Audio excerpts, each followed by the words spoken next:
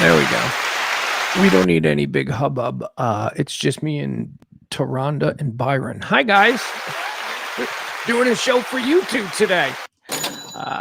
Okay, welcome into the rant live from the Kelly Moore Memorial Studios. Here we are.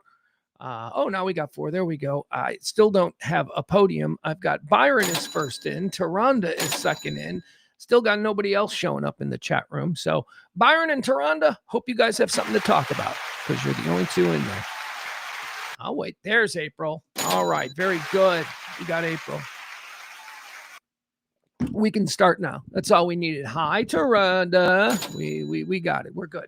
Welcome into the show. The first show that we've done this week. It's been a week. It's been a good week, I guess. My son is here. We are holed up together here in the studio / compound where we do the show live on the south side of Chicago. And it's been fun. It's been fun. I didn't do a show on Monday, Tuesday, or Wednesday of this week. Just didn't want to. I'm like, fuck that. With all due respect, I'm just like, you know what? What am I even doing here? Because it's been a really bad couple of weeks. And that's okay. I had one day today, and I'm like, maybe I'll go do something. Maybe I got some stuff from the week that I want to talk about. There's a whole bunch of nonsense. And honestly, maybe that's the way to do it. Maybe like doing this show once every couple of days. I used to think that it was the consistency that would work, but the consistency didn't work. The consistency every day for 5 years didn't work. So I don't know. Maybe just I do a couple of topics a day. I don't know how long today's show is going to be, but there's a lot of stuff because obviously the last couple of days I haven't been doing anything, so I do want to talk about it. Maddie's here. Hi, Addie. Maddie, Billy Folk is here. Hi, guys. Low-key show today.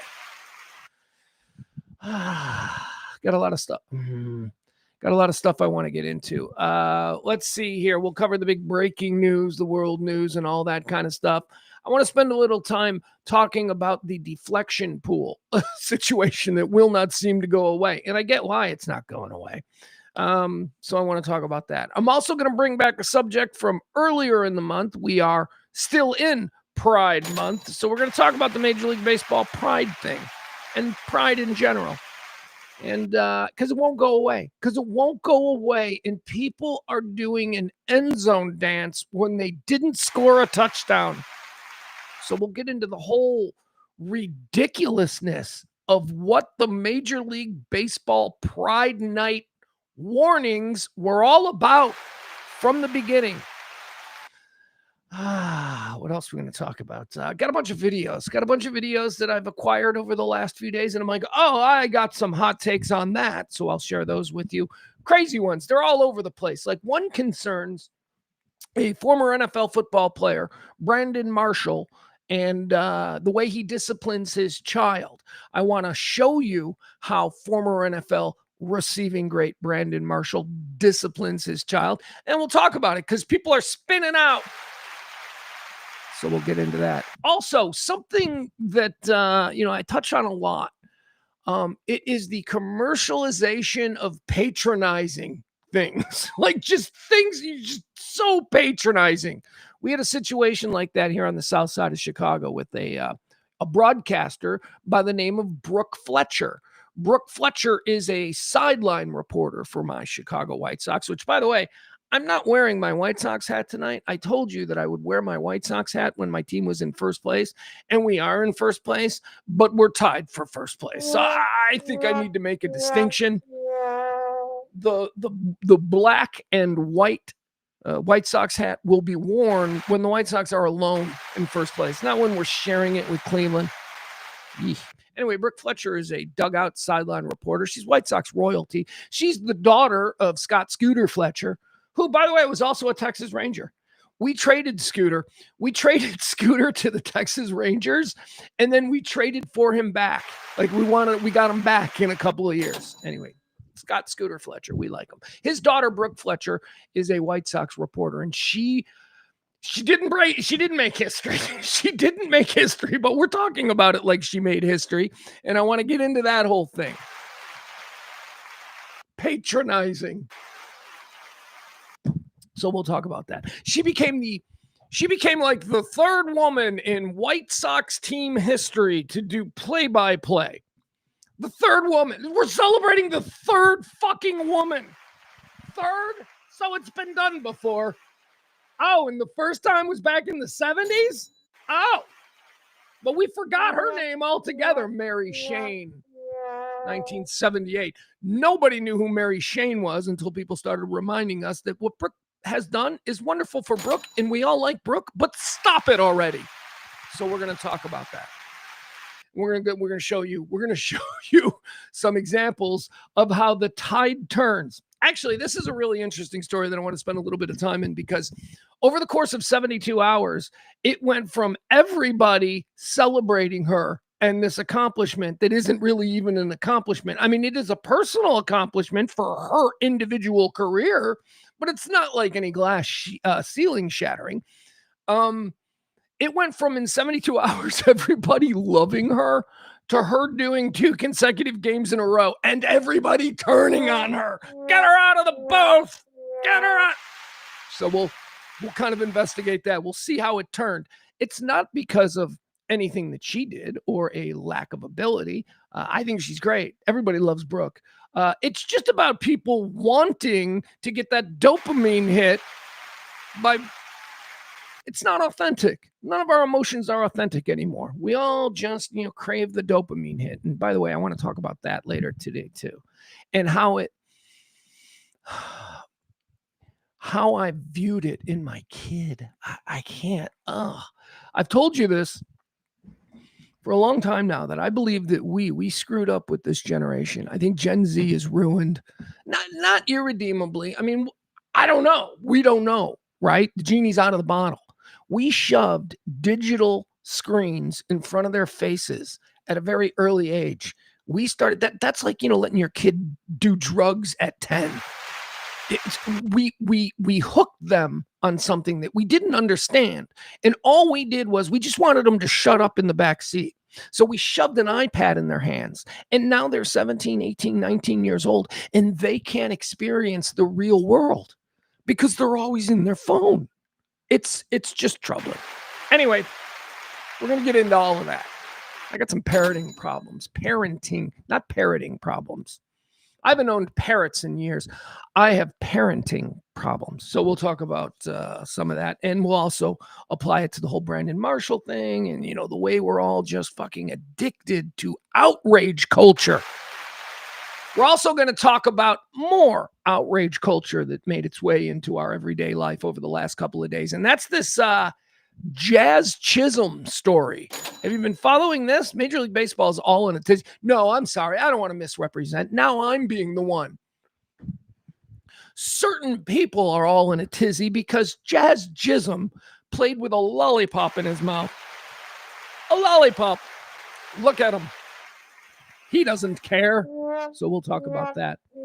That also ties into the whole addiction that we all have to be outraged. We love being outraged because joy and happiness are just outside our grasp. Joy and happiness also bring us dopamine hits. But it's easier for us to acquire, triggered outrage and get those dopamine hits. I'm outraged by this, and I'm going to publicly state it. And what that means is that I'm a better person than the person who outraged me. And that momentarily makes people feel a certain way. It's very troubling. We got a whole bunch of videos. I mean, we usually do 3 videos. Well, we got like a whole bunch of them because there's a bunch of shit that I want to show you, and then we can have a conversation about. And we got other things too. All right, so that's pretty much I just got this is not a normal show, just so you know. I just threw a whole bunch of stuff together from the past 3 days, and I'm like, let's just riff. So that's what we're gonna do today.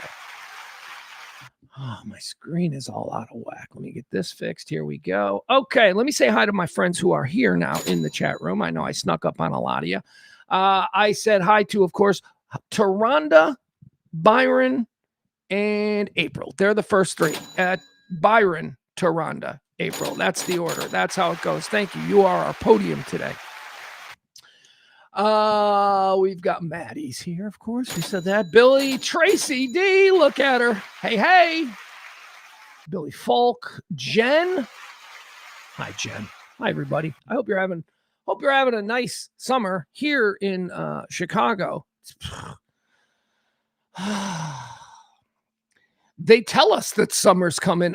I don't know what this is. I was so sick yesterday with sinuses because this weather here. I think we've been over like 85 once. Maybe we touched 85 once.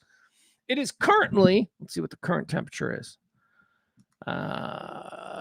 79. It is 79 degrees. And oh, look at that. Rain is possible tomorrow. We have had nothing but rain.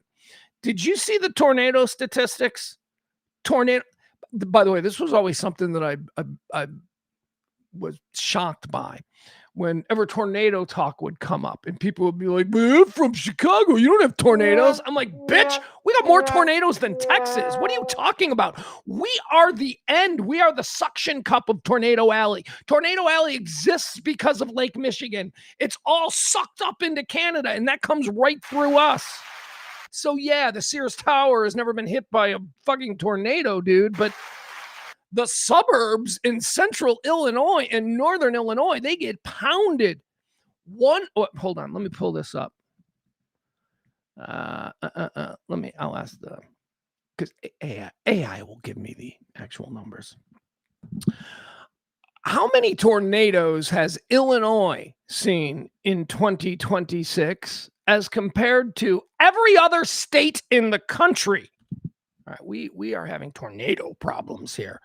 Illinois leads the United States in tornadoes for 2026 by a significant margin, having recorded over 200 tornadoes. This staggering total shatters Illinois' previous all-time state record of 142 tornadoes set just 2 years ago in 2024. So we're at over 200 tornadoes now. We had more last night. We're over the western Kelly's hometown, Schaumburg. Bunch of freaking tornadoes came ripping through Schaumburg in the northwest suburbs of Chicago last night. 200 tornadoes. It's not July 1st. 2 years ago, we had 142 tornadoes. That goes through September. We are at over 200 and we're not even halfway through the season. Something weird is happening with our tornadoes. It says, by comparison, Illinois has seen more than double the tornado count of any other state in the country. All right, here you go. Here's the list of tornadoes this tornado season. Seriously, I've heard our tornado sirens go off 3 times in the last 4 weeks. 3 times. That's rare. Your tornado sirens in your town. And by the way, I live on the south side of Chicago. I live in the area where the tornadoes begin to break up because of population density in buildings, and there's not these big sweeping fields where they can spin up. 3 times the tornado sirens have gone off around here. All right, Illinois, over 200 tornadoes so far this year. 149 confirmed on the ground, by the way. That's 200 tornadoes mean they were sighted, but not all of them hit the ground. 149 tornadoes have hit the ground in Illinois. Over 200 tornadoes have been clocked. Mississippi is in second place. Illinois has over 200 tornadoes. Mississippi has 75. Missouri has 75. Meteorologists and climatologists answering the question of why the massive surge in Illinois point to a combination of unprecedented factors fueling this hyperactive tornado season for residents of Illinois. It says atmospheric. Okay, we don't care. We don't care, right? We don't need to go into the meteorology of it. My point is this. We have not had summer because of this crazy. We've nothing but thunderstorms and mid-70s. I mean, my kid's been here almost a month now. 3 weeks. It'll be 3 weeks on Saturday. It's been here 3 weeks now. We have not done anything. We haven't gone out and done it. We haven't gone to the beach. I'm like, we're going to go to the beach. Where do you want to go? You want to go Indiana Dunes or you want to go downtown? Right? We haven't been able to do that because there hasn't been a day that's been nice enough to go to the beach. Even when it's not raining, nobody wants to go to the beach when it's 78. Do you know how cold Lake Michigan water is when it's only 78 air temperature? It's cold. Nobody wants to be in that. So yeah, so we're still waiting for summer to start. We got a carnival. I tell you, I do the show here. We've got this big, massive complex of baseball fields right to our just to our north here off 77th Avenue, 77th Street. Sorry, not an avenue. Avenues run north and south. Streets run east and west. 77th Street. There's this massive sports complex, and they're having their big summer carnival this weekend. So I think it starts maybe tonight and goes through Sunday. Big fireworks on Saturday night. The neighborhood is all abuzz. Oh, it's a big tradition around here. I wouldn't know. I'm just moved here, but I know what people tell me. It's going to get rained out. It's like the whole weekend. It's not carnival weather. Nobody wants to be up on some hastily put together tilt-a-whirl, during a thunderstorm.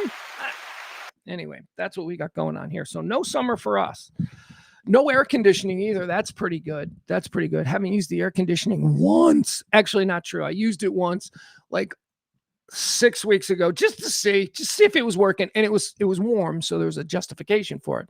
But it was just on for like, a couple of hours. I'm like, okay, the air conditioning works. That's good. Haven't needed it since. Windows open, cool outside breezes. That's how we live. That's pretty nice. Although I would like to get some air conditioning. I would like to get to a point where we can experience summer. My kid's loving it. He's from Texas, where it's, probably already been 100 for a couple of days. So he's like, no, I like it. It's cool. We played mini golf the other day, and he wore jeans. That ought to tell you how the weather is. We went outside to play mini golf. Oh, and by the way, I got to be quiet because I don't know if he monitors this show and he's in the other room.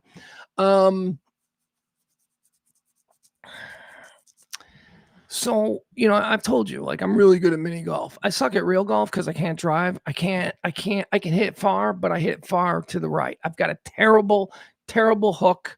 I've never had it fixed. People are like, we can fix that hook. All you need are a couple of lessons. And I'm like, golf sucks. I don't want. Anyway, I'm good at putting. So that's why, in my 20s, I decided I'm just going to be a mini golf stud. That's it. I'm a mini golf stud. I don't care. You want to come out to the club and hit a few? Nope. Does your club got a mini golf course? We've got a putting green. Nope. Not good enough. I need a windmill. Or some kind of loop-de-loop.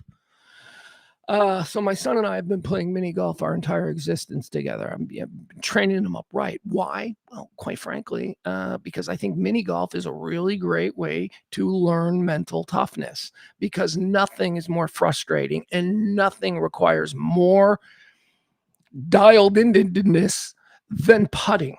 Putting will break anybody who golfs know that putting is what kills people. So I've always thought that putting is sort of like where you need to dial in, where you need to break everything. And I have over the years become pretty good at it. I'm pretty good at mini golf to the extent that I don't lose. I usually win. If I go out with like 6 people and we're playing mini golf, I'm the guy that like halfway through it, people are like, hey, you're really good at this. And I'm like, yeah, I don't know why. I just always have been. I can putt good. So my son has had to grow up with that. The world's greatest mini golf player as a dad. And, I never take it easy on him. I don't do that. Even when he was like 4 or 5 years old, I demanded that he compete to the best of his level, that he actually take it seriously and focus.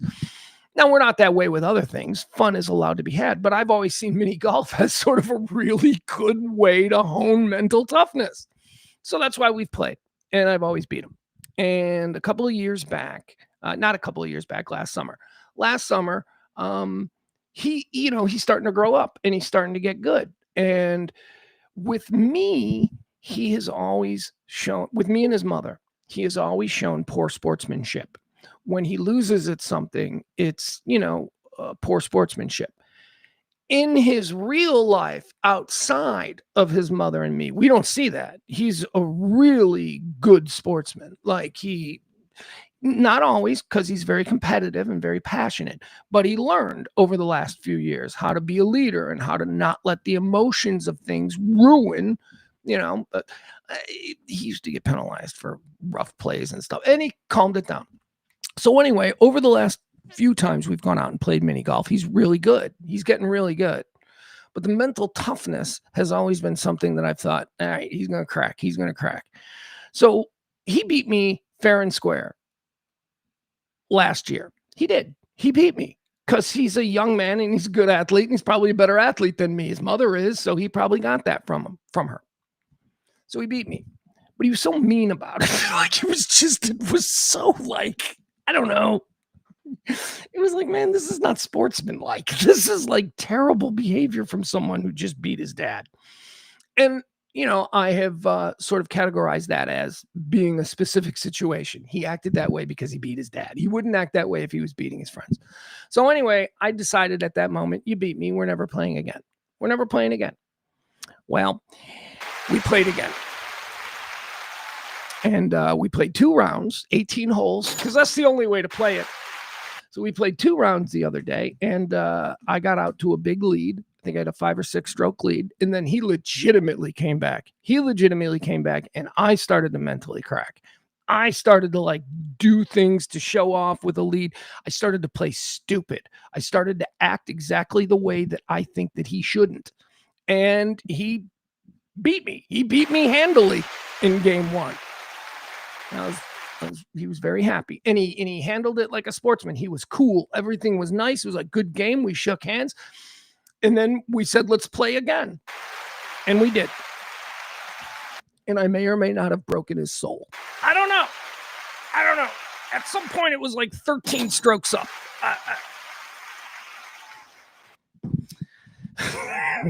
He's never going to beat me at mini golf. He is never going to beat me at mini golf. He will be able to beat me at everything. I want him to be better than me at everything in life, but mini golf has got to stay mine. So as we shook it out, he won 1 game, I won 1 game. So we will be having a mini golf family championship, probably 4th of July, maybe. Seems like a good thing to do on the 4th of July.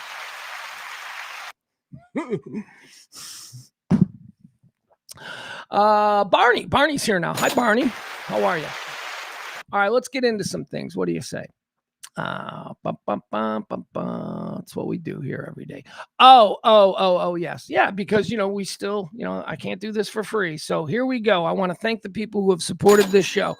There is no such thing as Pledge Week anymore. That doesn't work. I got to fucking shake the can every damn day. If I do a show, I got to make something or I can't do a show the next day. So I hate to be like that, but help the show out if you can, if you want these to continue. So, all right, here we go. Let's get started here. I guess we got to talk about the Venezuelan earthquake, right? The Venezuelan earthquake, that was quite a thing. I'm going to look at some videos here. So 2 twin earthquakes, both over 7 in the Richter scale. Do we still call it that? Or have we come up with a new name for it?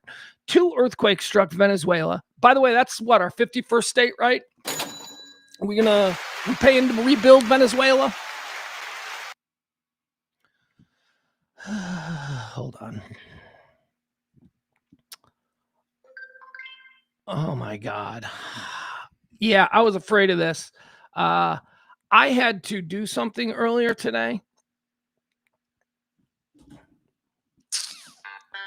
Hear that? Yeah, now I've got to sign into all of my things again. I should have. Hold on.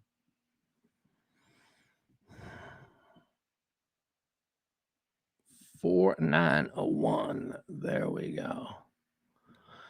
I got to re-sign into everything, apparently. Yeah, that's where I want to be. All right. Thank you so much. There we go. Twitter. Appreciate you being on board. All right. So Venezuela was rocked by 2 earthquakes yesterday. Let's look at some of the videos here. I pulled these up. All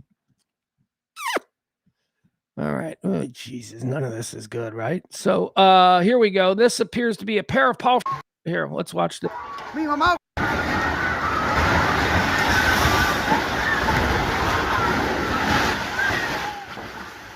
I mean, this almost looks like AI. We exist in a time now where I'm watching this and I'm thinking, is this even real?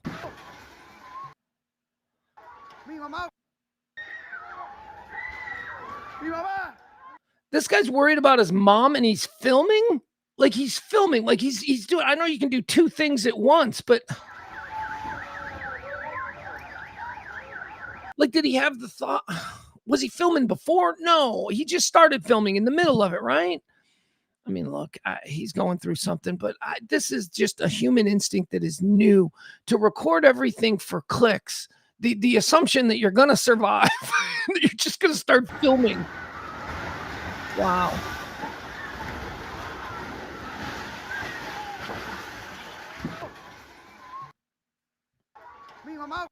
Mi mama. Why are you screaming for your mom into the camera? Okay, that's terrible. These poor people.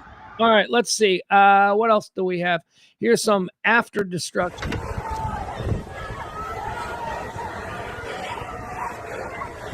I mean, I guess it was nice before, but it's Venezuela, right? Like, what did it look like before? Probably not that.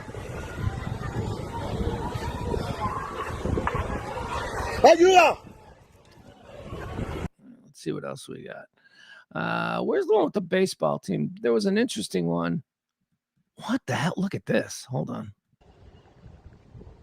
Looks like it was hit by missiles. This looks like Gaza. God don't play around.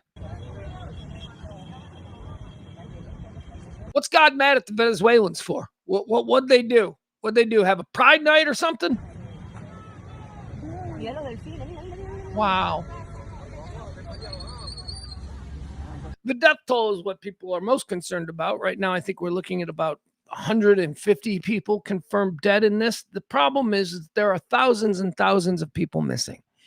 This is going to be like one of these Turkmenistan earthquakes, I fear. I think that this is probably going to see a death toll that is absolutely staggering when it's all over with. Let's see. There's video from here's the airport. This is the I've seen it. Whoa, don't need to be that loud. Why every time is it at max volume? I don't have it at max volume. Look at this. Look at this. You got to believe this shit is happening because it's Venezuela, right? I mean, they don't have any regulations. Everything in Venezuela. I assume that Venezuela, everything is built by the less than 1% there, the super rich, for a bunch of peasants, and they don't give a shit about whether or not things will collapse because they don't have insurance or any kind of law down there. That's what I assume. That's what I assume. I assume these buildings were all made, on the cheap like that with no regulations, no worries and that's why they're all coming down. I mean, that's what happens in Eastern Europe. That's why when there's an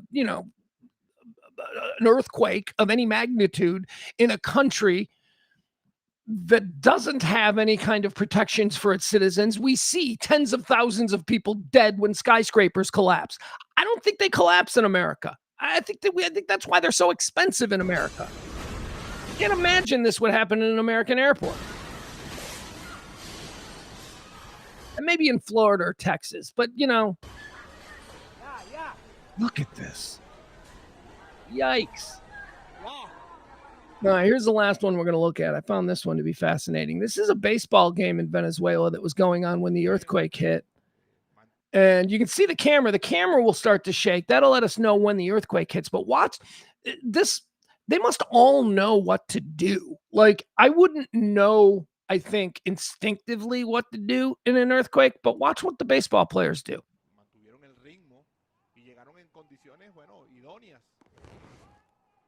All right, it's obviously shaking. Nobody in the crowd seems concerned. The camera is shaking, so the camera is showing the shaking of the quake.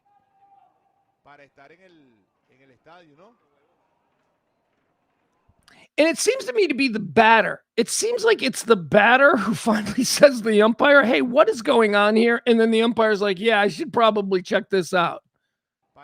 It's like right here, look at the batter.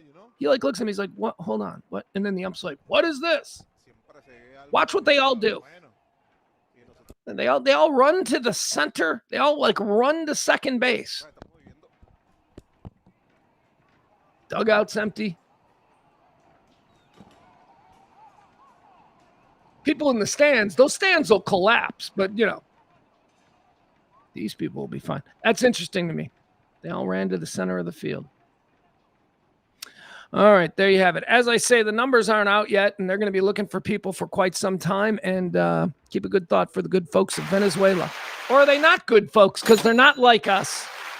Screw them. What do we think? Do we still do aid? Will the churches still? I don't know if that's something we do anymore. Because if you're not us, you're a bad person. All right, let's see. What else do we have? Oh, here's a fun one. Is Trump dying? Okay.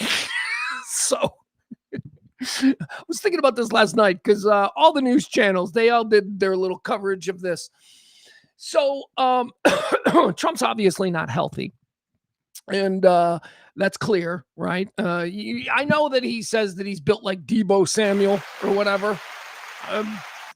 Okay, whatever, right? Every time he goes and sees the doctor and gets his health physical, they all say that he's, we can see him, right? We can see the swollen ankles and the bruised hands and the falling asleep everywhere and the obesity and overly red face that may or may not be makeup. But I mean, we can see an unhealthy old man.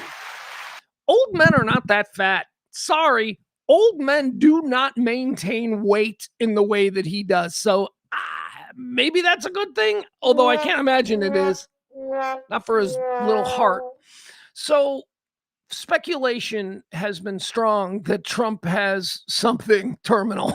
Trump has something, and I don't go down those holes, so I don't really know what it is. I don't know what they're saying it is.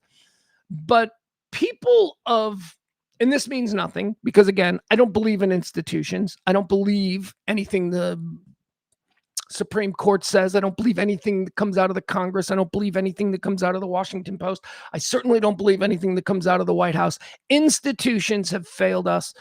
They were a nice cheat sheet for a lot of years. Many of us could just go, well, I trust my government. I trust that when the Defense Department says that this is worthy or that we grew up with that luxury. Maybe it was us being lazy. I don't know, but we can't do it anymore because I don't trust any of these people.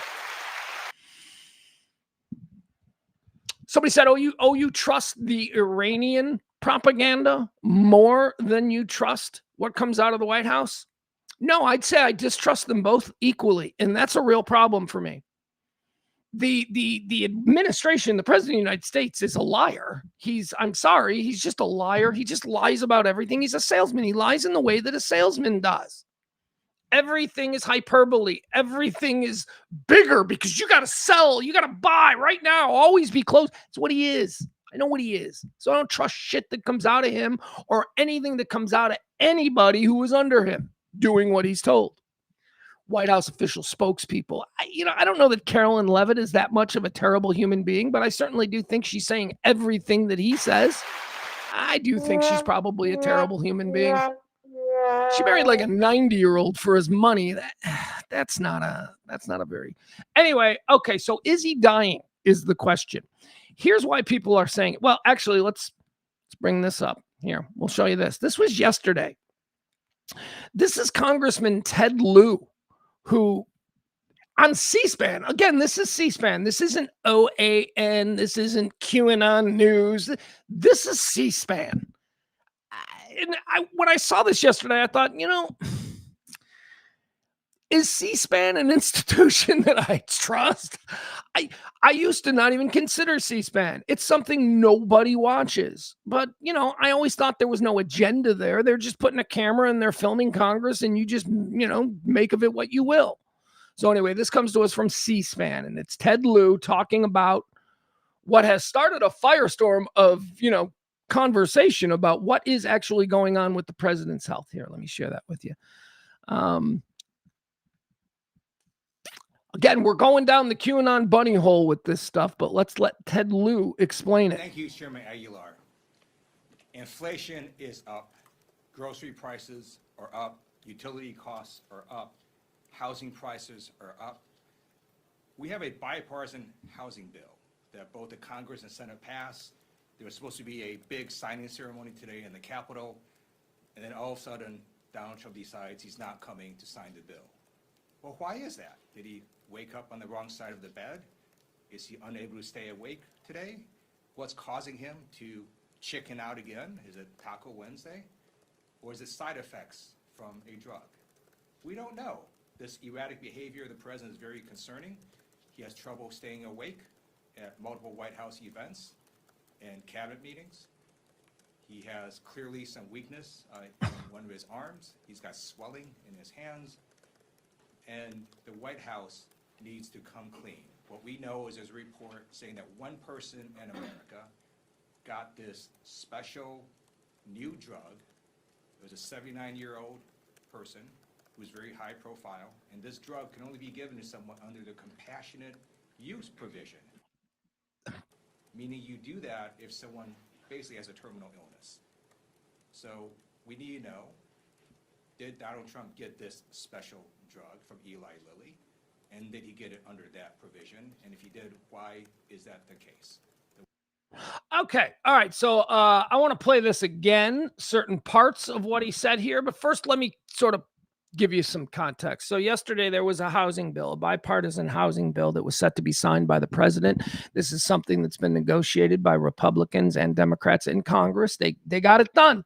They got it to the finish line. And now it's time for the president to sign it. It's a housing bill that promised to benefit all Americans. And, you know, honestly, it should be something that we're happy about, that the Democrats and the Republicans, who can't seem to agree on anything, could come together on something that apparently is beneficial to all of us. President had agreed to sign it. It was a thing that was supposed to happen. They had set up for the signing ceremony, you know, with the pictures, and here you get to keep this pen and you get to keep that whole thing was set to go. And then at the last minute, Trump said no. Now, we know why Trump said no. Don't be distracted by what this guy says.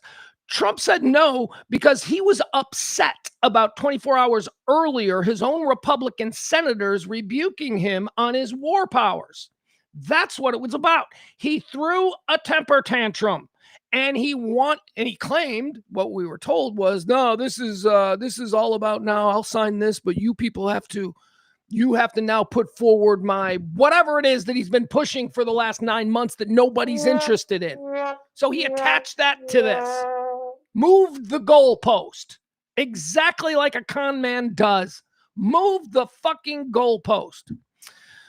But Ted Lieu here, he didn't want to go into that because Ted Lieu is a disingenuous piece of shit, just like almost every established Democrat out there. Ted Lieu is now going to go down the QAnon hole.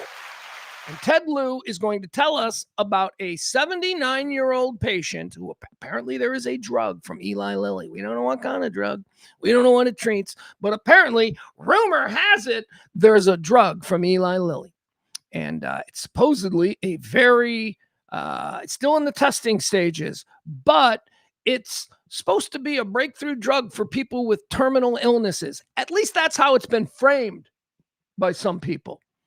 Ted Lieu here, he tries to say that Donald Trump, or he's trying to suggest that Donald Trump is actually, the reason he canceled the signing is because he's actually dying, because we've all seen his wrists and we've all seen his cankles and we all know that he's, right? He's playing into social media bullshit about the president dying, and he's taking another piece of information, this rumor, or is it real? I don't even know if Eli Lilly has this drug, but it's certainly all over social media. I'm not even going to look it up because I'm just anyway. Point is this: he is purposely just coming out here and trying to start a rumor. Now, the story goes that there is one person in America who has been given FDA approval to take this experimental drug that is supposedly designed for people who are terminal, and it hopes, you know, the miracle drug, whatever. Ted Lieu is suggesting that one person is President Trump. Now, listen to what he says here. This is how we get misinformation. On. What we know is there's a report saying that one person in America got this. Okay, what we know, there's a report. From where? Cite your source. What do you mean a report? Did you read this on social media? This is just you grandstanding. He knew that he could say this and that he'd go viral, and he did. Special new saying that one person in America got this special new drug. It was a 79-year-old person who's very high profile. Boom, right there. Right there. He's adding that. He is adding that because he's trying to suggest something that probably isn't true. Very high profile. We've heard that there's this drug, and then suddenly you know specifics about who got it. Well, he's 79 years old, and they went out of their way to say, and he's very high profile. That's bullshit. This is no different than when Trump gets up and says shit that is just absolute. People are saying. But when he says this, you know, the left or the people who want this to be true, they heard that and they ran with it. Why did Trump get it? What do you mean, why did Trump? We don't know that Trump is the one person. We don't know that the one person who got it is high profile. This guy is just saying that. That's not the kind of thing that's in the notes of the patient. Oh, by the way, he's very high profile. It's just nonsense. I'm tired of this shit. And this drug can only be given to someone under the compassionate use provision. Meaning you do that if someone basically has a terminal illness. basically, if you would only I'm trying to get you here. If you're not catching on, Trump is dying and he's taking a drug. Spread it. That's what he's trying to do. And it worked. Because everybody's talking about it. We need to know, did Donald Trump get this special drug from Eli Lilly? And did he get it under that provision? And if he did, why is that the case? All right, there you have it. There you go. That's why the Democrats are no better than the criminal Republicans, the pedophile protecting Republicans. And I don't know, you know, I see this now, and I remember back a couple of years ago when I just wished that the Democrats would fight back. But now it's too late. All of a sudden, Gavin Newsom is a Twitter troll. Can't beat him, join him. How about just be better? Just be better. That's all we want. All right, let's see. What else do we have here?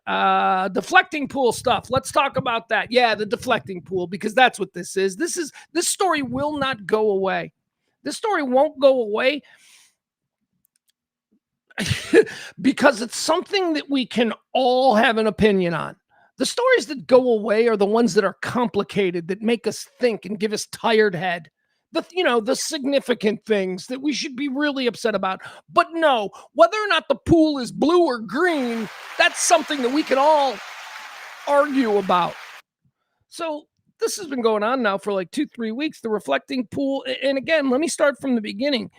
This is a part of a beautification attempt of Washington, D.C., taken on by the federal government that isn't outrageous. This is, you know, I would think that this would be, now it's not something that we, the general public, should ever be aware of because it's stupid maintenance and infrastructure stuff.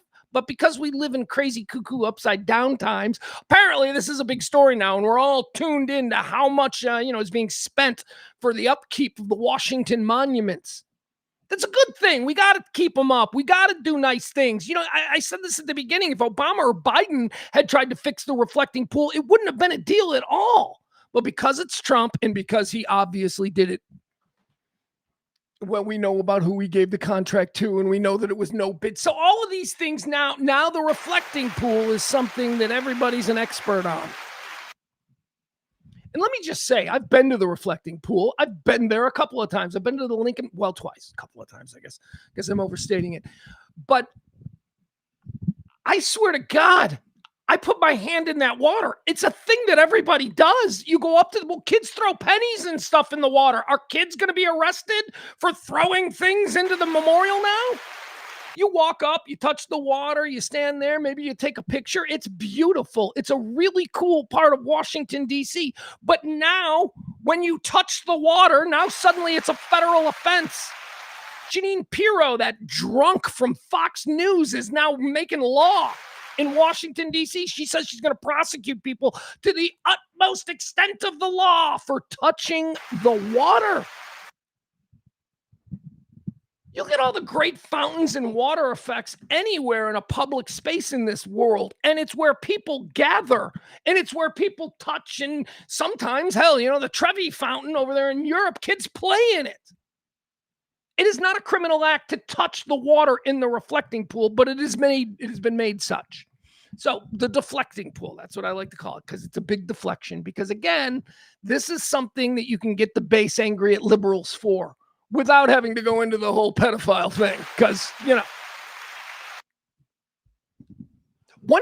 saw one senator yesterday say, I don't understand why they just don't make it a natural pond and let the algae take over and let the animals take over. And I'm like, yeah, why not? It's beautiful. I live on a net. Well, not I don't, but my mother does at the lake house that we call. She lives on a naturally preserved wetland, and it's one of the most beautiful places that I've ever spent time. Everything's overgrown, and the animals and the ducks and the geese and all that. So why not just leave it alone? Did we have a problem with the water being green? I didn't. I don't know. Anyway, they arrested some Olympian. You see this? He's like a 60-something-year-old Olympian. Although I saw him on TV and he still looks good. I'm like, oh yeah, he looks good. He's in shape. He was biking, and apparently he saw a piece of the poorly installed bottom of this thing tearing up and coming to the top. So he stopped on his bike, took a drink of water, reached in and grabbed a piece of floating material that was in the pool. Well, he was arrested. You got to go to jail for that. And people online say they need to strip him of all of his medals. I don't think he's ever won an Olympic medal, but people wanted him gone. He's never won an Olympic medal, I don't believe. Take his medals. He doesn't have medals, stupid. He's just a dude. He's just a dude. He saw something floating in there and he pulled it out, and now he's going to prison. So stupid. Here, we've got some videos of this in action. This one I love because this looks like a scene out of Reno 911. This is exactly the way Reno 911 cops behaved. Here are some people. Let's watch this. These are some anti-American communists, I suppose, who are, damaging the memorial. What do we call it? The Lincoln Memorial Reflection Pool. Here we go. This is how this shit plays out. You can see over here. Well, here they come. They're just sitting. People are just. This is what people do. Given the sensitivity, I agree with you.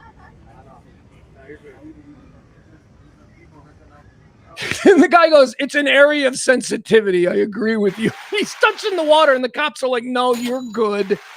Why is it no, you're good? Because they're white people in their 60s? Is that why they're good? I didn't understand that. Let's watch this again.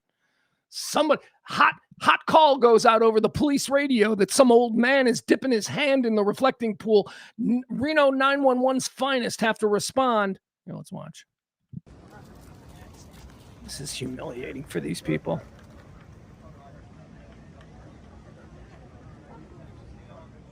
Hey, these are these are park police. Okay, so are these different than the ones who were attacked by Trump supporters who got then pardoned after? Are these the same cops? Because we love them now, right? They're doing their job. Given the sensitivity, I agree with you. No, you're good. No, you're good. Given the sensitivity, I agree with you. Okay, all right. Now I wanted to show this one first because it is interesting to me that it's a bunch of old white people who are good, who are fine, right? I don't know. So let's watch some people who weren't fine for doing, I would say, not only the same thing, but in many cases less. Here's a woman. This woman was touching the water. She seems like a nice woman out on a stroll during her lunch. She doesn't look like some corn-rolled hippie leftist radical. She just looks like a normal woman, and she's touching the water. And yeah, well, she wasn't good. I don't know why. I don't know what the difference is. She was not good. Here we go. There you see her. Now watch this. He's taking a picture of it. Social media. Whatever. Or now this guy. Here, this guy. This is what we've turned into. This is an undercover cop. We've got undercover cops arresting people for putting their hand in the water. She's like, what? It's like, okay, you're going to have to come with me. You can't touch the water. All right. It's like, yeah, whatever.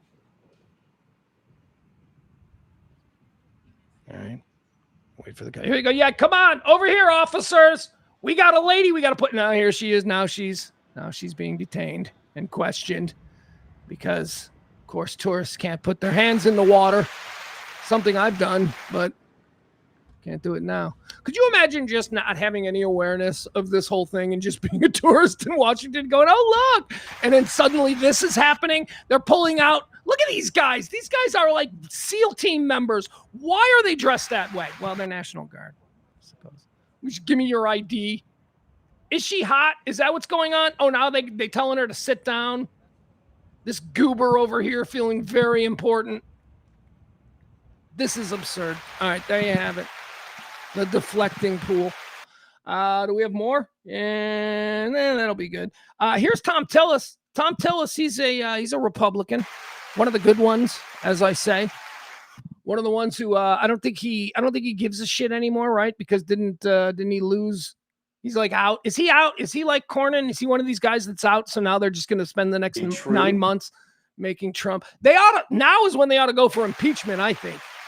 Now that we've got these lame duck Republicans who will absolutely. Here's Tom Tillis on the whole deflecting pool situation. Freaking parallel universe that I just wake up in. You're telling me, even if it proves to be true, that damaging a lining in the reflecting pool is something that Puro wants to prosecute to the full extent of the law, if it's proven true, and yet they're releasing people who pled guilty to assaulting a police officer? Freaking parallel universe that I just wake. That's right. That's right. What kind of parallel universe did we all wake up in? We didn't wake up in it. We've been building this parallel universe now since 2016, and they've been really good at it. That's the world we live in now.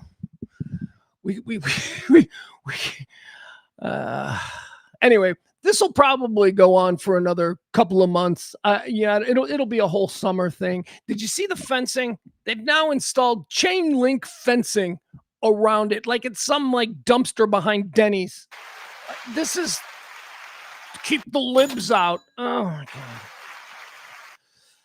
It seems to me you could just have like 2 guards. I've been to the Lincoln Memorial. You could have maybe 4. Let's have 4 guards. Let's have 1 guy at each corner, 1 guy in the middle of the long side on the west, 1 guy in the middle of the long side on the east, and then 2 dudes stationed at the north and the south end. Let's do that.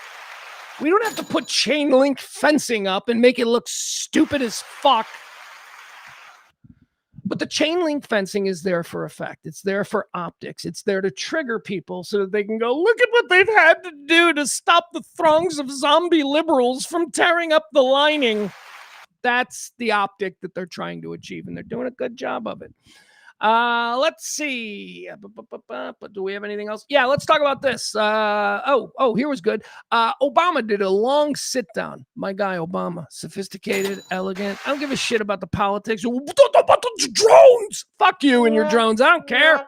I'm a normal person. I don't know anything about what a president does, okay? All I know is that he's a figurehead and he represents us to the rest of the world. And Obama was great at that. And Trump is an embarrassment at that. That's all I'm saying. No, Obama is elegant, articulate, classy, and cool. Trump is none of that shit. It's not about politics.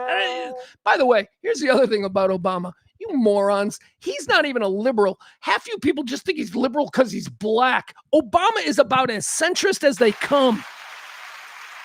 The left hates Obama. He's way too center. Anyway, Obama was talking about Trump, and I love this. I love that Obama thinks that Trump is... Anyway, watch this. This is a sit-down that he did with, I think this is Steven Jackson and somebody, the basketball players. They did it from the Obama library. Still not going to the Obama library. As long as the ticket prices are $50 each. Are you insane? Money grab. Anyway, here you go. This is Obama on Trump, the tough guy keyboard warrior. I'm not even worrying about it. Yeah, well, yeah. I know. I kind of like it. I do worry sometimes. I've heard some of the guys talk about changes in the locker room now and how kids are, some of the younger players, instead of just talking or playing some bidwist or something, everybody just like talk to your phone. Can I just say this has nothing to do with this segment, but what the President Obama is saying here is exactly something that I want to rant about later. Okay. What he is saying here is something that is really upsetting to me in my current state. We talk about changes in the locker room now and how kids are, some of the younger players, instead of just talking or playing some bidwist or something, everybody just like talk to your phone. On the phone. Different. The other thing I believe in, and part of what we try to teach in our leadership training is, I believe in face-to-face. Mm-hmm. I believe in conversation. Mm-hmm. So if this, whoever you were talking about was in front of me, He won't even say Trump's name, which is what I love. He's like, whoever you were talking about, if he was in front, he's talking about Trump. That's who they were talking about beforehand. so if this, whoever you were talking about was in front of me, which has happened a couple of times, he don't talk like that because he knows better. It ain't never that. And I think there is a Knows better. He does. He knows better. He knows what he's doing. When Trump says these things and sends them out, they ain't face to face. They ain't personal. He wouldn't behave this way in person. Donald Trump there's never over the years been instances of Donald Trump at the Plaza Hotel causing a scene because he said something confrontational. It's not who he was. This is all just a mechanism for him to stir up and reach the worst people in America. That's why he behaves that way. that filter of the phone. Ain't never that. And he don't talk like that because he knows better. It ain't never that. And I think there is a that filter of the phone creates a situation both where Do you know what I would give to just see President Obama smack President Trump right across the face for saying something fucking stupid? I would just give anything for that, but it'll never happen because this is a classy, elegant man who speaks, even when this is probably as aggressive a statement Obama has ever made about Trump, won't even say his name. Meanwhile, Trump can't say Barack Obama without inserting Hussein at talk about a dog whistle. people just say kind of crazy stuff that they would never say with no consequences to your face with no consequences. Yeah. And There you have it. There you go. That's who Trump is to Obama, a guy who won't say the shit to your face because he knows better. And that is so true. Just total coward. All right, let's see. Let's go into this story. I love this story because I happen to love Brooke Fletcher. Brooke Fletcher is a sideline and dugout reporter for the Chicago White Sox. She also does on occasion some post-game analysis, but that's Chuck and Ozzy. That's their job. But Brooke works with a guy named Connor McKnight, who is sort of the counterbalance to Brooke. And one's in one dugout, one's in the stands with fans. You've seen Major League Baseball. This is new, by the way. This is something new within the last 20, 25 years of baseball. And I know that sounds weird to say something's new when it's a quarter of a century. But when you're old like me, you remember back in the days when baseball was just baseball. It was just two old men in a booth telling you about the boring, slow 3.5-hour game we're watching. That's all. But now, they got to jazz it up. So, during, whatever, come back from commercial breaks or, in the bottom of the fifth inning, we'll go to Brooke, who's in the stands and then they talk to stands while the game is going on and they put the game in the little box, right? The game itself is now in a tiny box and the big screen is just, someone talking to fans in the stands. I hate that. I despise that. What I do like is the in-game updates on who's up in the bullpen. He came out of the game. Is he going to be all right? Like those are things that help the overall broadcast. So when I say that I'm distracted by the overuse of like sideline reporters now in baseball or dugout reporters, it's not because I don't think that there's a way to use them. I do. I just think that they're being overused and it's becoming intrusive in the game. I'll give you an example. Watching the White Sox game yesterday, a player hit a home run. Miguel Vargas hit a home run yesterday. And it was in the small box when he did the home run because one of the reporters, the other one, Connor McKnight, at the time was talking to someone about White Sox charities. Let's spend this inning talking about White Sox charities and how you can contribute. And it literally was this, oh, that's a home run. Oh, Vargas, wow, he's hot. Okay, back to White Sox charities. The play-by-play people didn't even announce the home run because they're shutting up while the dugout or sideline or whatever you want to call it, reporter, the in-game reporter is doing something that is taking away from the game. Anyway, it bothers the hell out of me. But that's what Brooke Fletcher does. And again, I don't like the long extended interviews that intrude upon the gameplay. Entire half innings. They do interviews now. They do interviews for an entire half inning. Just talking about, so tell me about the TV show you got coming up. Oh, that's a triple play. Hey, I watched that thing that you're on Hulu. Are you fucking kidding me? Baseball is so slow. And you got to cover the game. Anyway, it bothers me, the sideline reporters. With that said, we all love Brooke Fletcher. Brooke Fletcher is the daughter of Scott Scooter Fletcher, who is a White Sox, I'm not going to say an icon, but he is a player from the past that people really like. Also played for the Rangers for a couple of years. As I said earlier, the White Sox traded Scott Fletcher to the Rangers, and then like 3 years later, traded back with the Rangers to get him back, which is interesting. So his daughter, Brooke, is now a major part of the White Sox broadcast team, and she's really good. She knows baseball. She's got a great person. I mean, she grew up in baseball, obviously. She's got a really good knowledge of the game. So the White Sox play-by-play guy is someone named John Schriffen. The color guy is Cy Young Award winner and broadcast legend Steve Stone. Steve Stone is famous for being Harry Carey's partner for a bunch of years, but now he's on the White Sox. And he's working with John Schriffen. Steve Stone is an older guy, and sometimes he gets under the weather. And Steve Stone was sick, and he was out. And in the emergency the other night, they put Brooke Fletcher behind the mic to do color commentary. Brooke Fletcher, she's probably like a 28-year-old, pretty, but that's not, she's pretty. So they put her behind the mic, and she called the game. This was Tuesday night. Here, let me show you this. Here we go. And this came in about the 6th or 7th inning. They did this. Actually, I'm not sure when they did this. Maybe it'll say. Let me show you this. Okay, so here's during the game. She had been, doing the color commentary on the game the entire game, but they waited till, 6th or 7th inning. And that's not seriously important, but it does need to be said so that it can, kind of establish the timeline of how we reacted to this. So here she is. Look at her. She's so sure. I'm John Schriffen. All right, so there you have it. And as you can see, they didn't even call it the double play. Just didn't even. What? It doesn't matter. That's fine. She's not making history. She is neither the first woman to do play-by-play or color in a Major League Baseball game, nor is she the first woman to do it for the White Sox. She's just doing it today, and it's rare. So they're trying to make it into a bigger thing.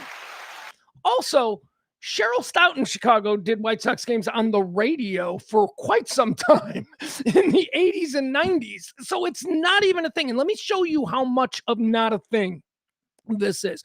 What it is it's a great career move for her.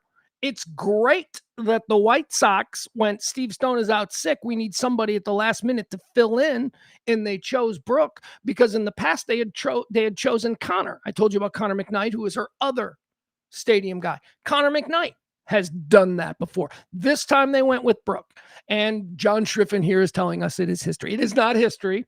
Mary Shane was the first woman to do color commentary for a baseball team ever. And that was in 1978. And yes, it was the Chicago White Sox. They were the first team to have a woman sit there and do play-by-play or color, I should say. Now that occurred under some dubious circumstances. Mary Shane was a media person. She worked for Milwaukee Sports Media, and she covered Brewers games. Harry Carey was up at doing a Brewers White Sox game, and he saw Mary and he got hot for her and he thought she was hot. So he invited her into the booth because Harry was an old man who would always spend copious amounts of ball game time talking to hot young girls. It was the 70s and the 80s. He was allowed. Mary Shane was then brought to Chicago to sit with Harry for multiple games. The entire season was supposedly the deal.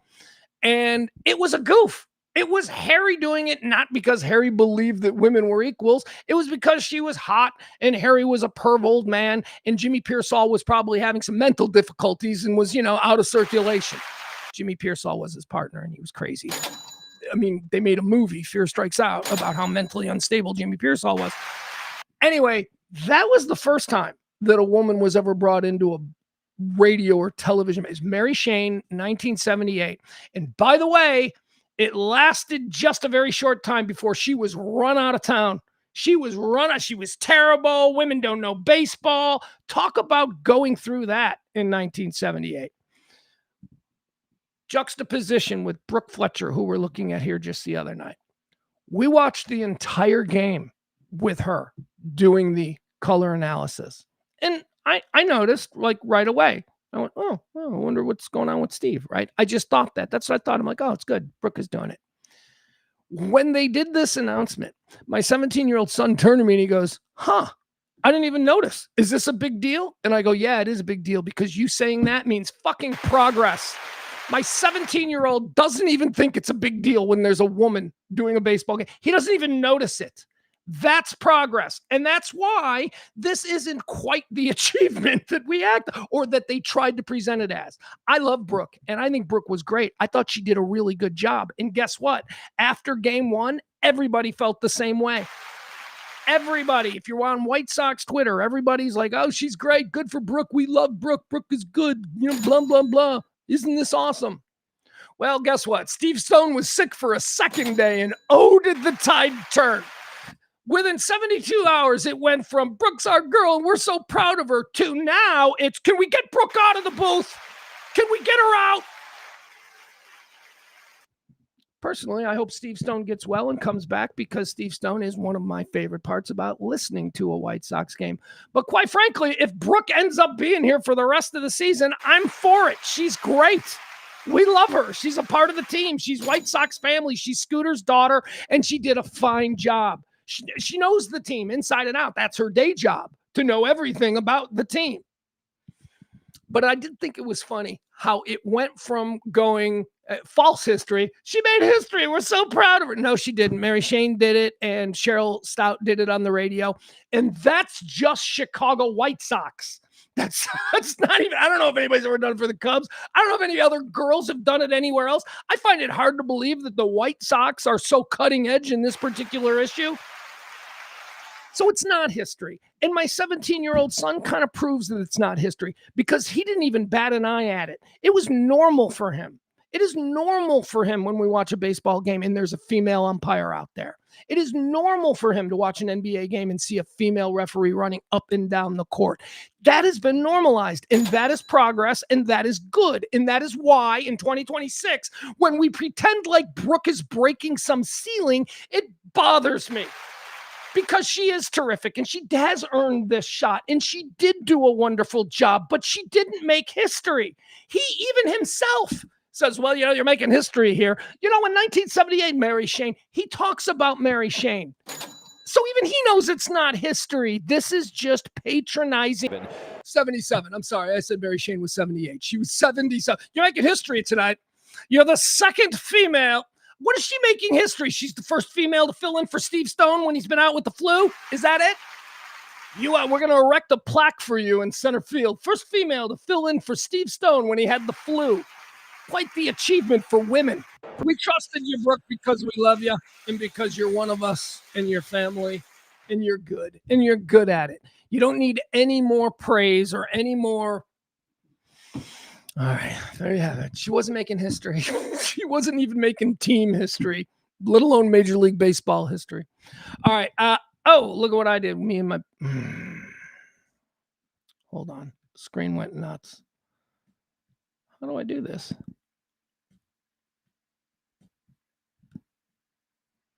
Well, I don't know, guys. I'm gone now. I guess that's the show. I don't know. I have no idea. Oh boy, no. I don't know where I don't know what happened here.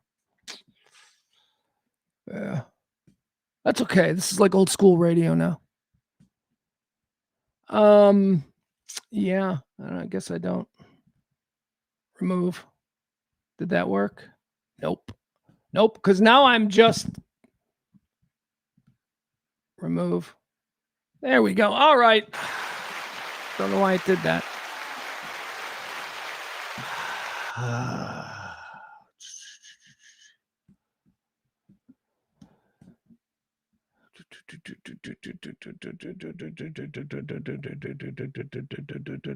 Okay, I'm just looking at the chat room. You guys seem to be talking about the whole Trump thing.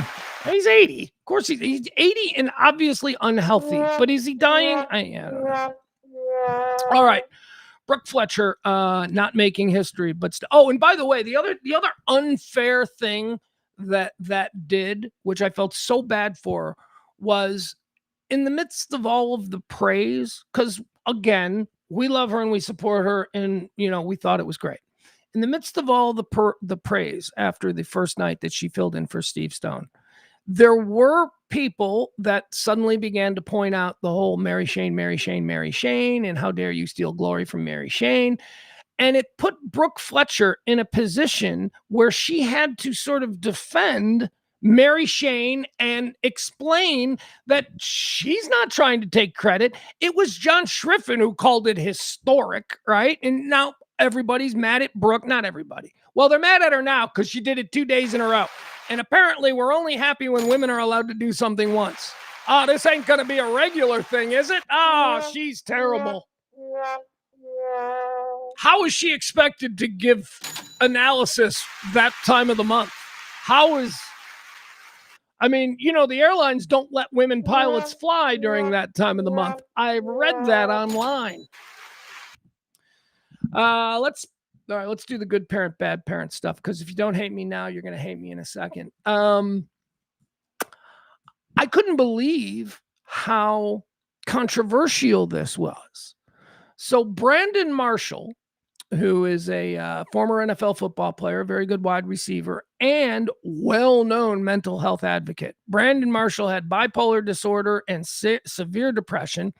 And during his playing days, it affected him. It affected him in the way that he behaved. And then he finally got help. And once he got help, he came out and he said, look, this is what I was going through. And I will now use my position to be an advocate for this kind of awareness. And it's great.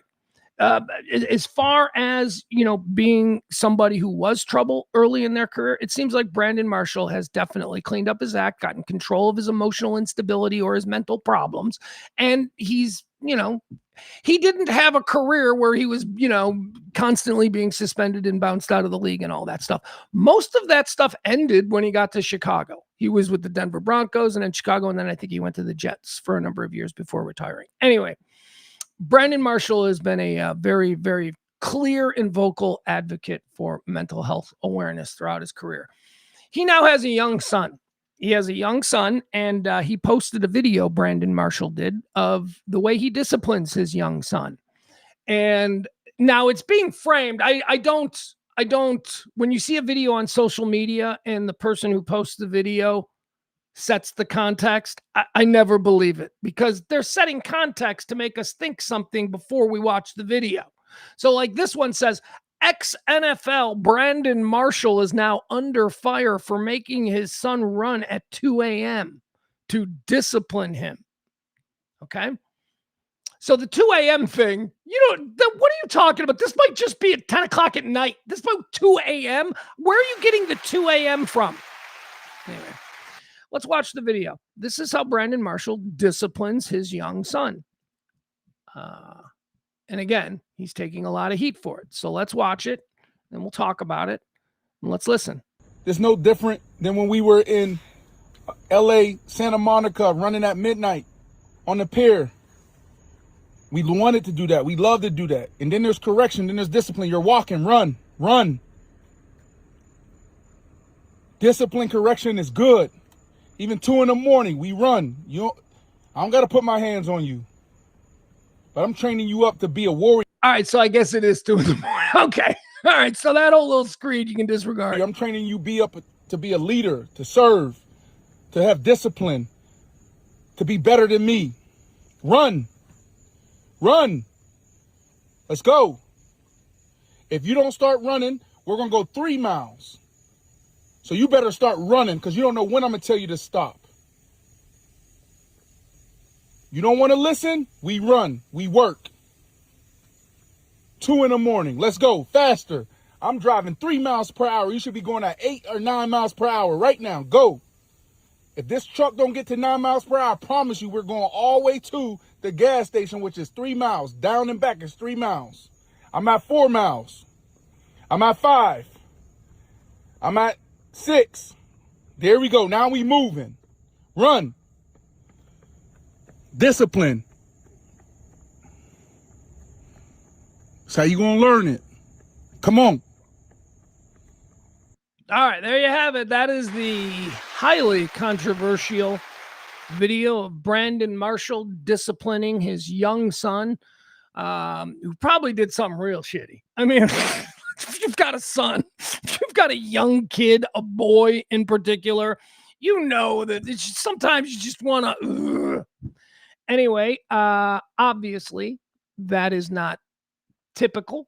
But a lot of people are calling that abuse. A lot of people are saying they ought to take his kids away from him. Burrow clutch, Burrow clutch. Oh my God. I don't see it as that. I see that as perfectly fine.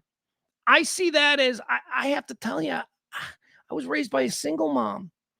And I used to have to go out and do laps if I was being an asshole. Now, a large part of my childhood growing up, I was cutting weight and stuff like that for either wrestling or football. But I mean, I don't see a problem with that. What I see there is a really good dad. What I see is a dad who is taking charge of his son. I see a dad who is instilling discipline, a work ethic, a commitment. When he said, if you don't want to listen, you're going to work and you're going to run. I think that's good parenting.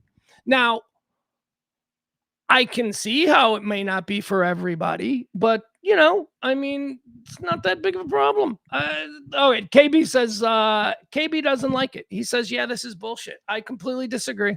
I think that's a good dad. I think the way he's talking to him is, I mean, I couldn't do that. My kid would, although my kid, I don't have to do that. My kid's 17. He's not like 9 years old.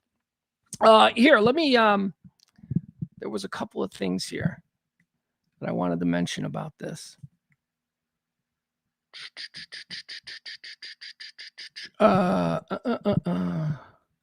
So here's one. Here's one. I wanted to read some of these. Arrest him. You know how many kids are killed by their parents over this exercise as punishment? Fuck this. Why has he not been charged? Okay. Probably should have waited till sunrise and start the day off right. Yeah, that's the only thing that I thought of. I was like, this is not, you wake him up first thing at the crack of dawn and then you make him go out and run. That's a punishment. I don't know, 2 a.m. Kid was probably already up. It's the summertime. Let's see here. Another guy says, good for him. I used to make my kids dig holes and then fill them back in. 60 inches across, 12 inches deep, squared up sides and level bottom, then fill them back in and put the sod back on top. 4 kids dug maybe 5 holes. I either got well-behaved children by nature or the holes worked. Okay. I don't see that as abuse. I recognize mental abuse and I recognize physical abuse. I don't see that as abuse. I see that as discipline. And I honestly think that that is the most important thing that children lack, or young adults. Discipline. I grew up without a father. My mother was a strict disciplinarian. So, I mean, I don't even see this as like a dad or, whatever kind of thing. Hold on. Where are we? Lost my place.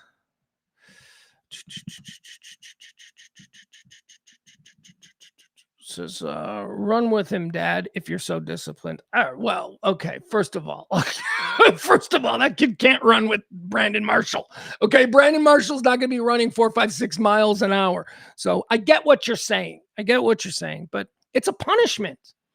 I mean, what is a bigger punishment? What punishment yields the better results? Taking his Xbox away from him for, X amount, taking his phone away from him, which is probably a good idea. That is probably the best thing that we can do with our kids.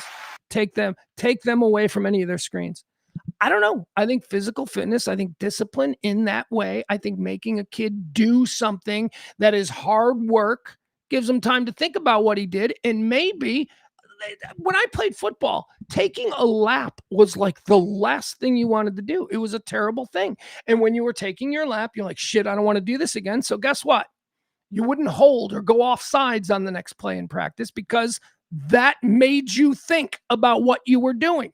More so than I think, you take something away from a kid, they go in the room, they start to pout, then it's angry. It's, F you. I don't know. I just don't see what not everybody, because it is pretty split 50-50 among people going, no, that's fine. And people going, no, that's abuse. But arrest him? I mean, does anybody think he needs to be arrested? Let's see here.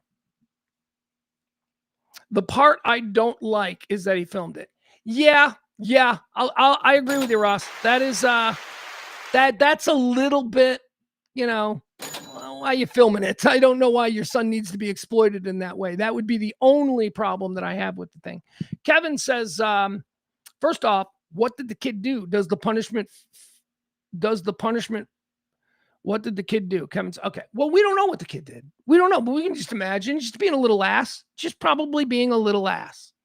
Don't make a leap that the kid did something so tiny and that this is just a bad father who's being overly disciplinarian or whatever you want to say. That I don't know that that's the case. I don't think that's fair. All we can do is look at what's happening here. I don't see that as abuse. I mean, I do now because I'm a man in my 50s and I don't want to run.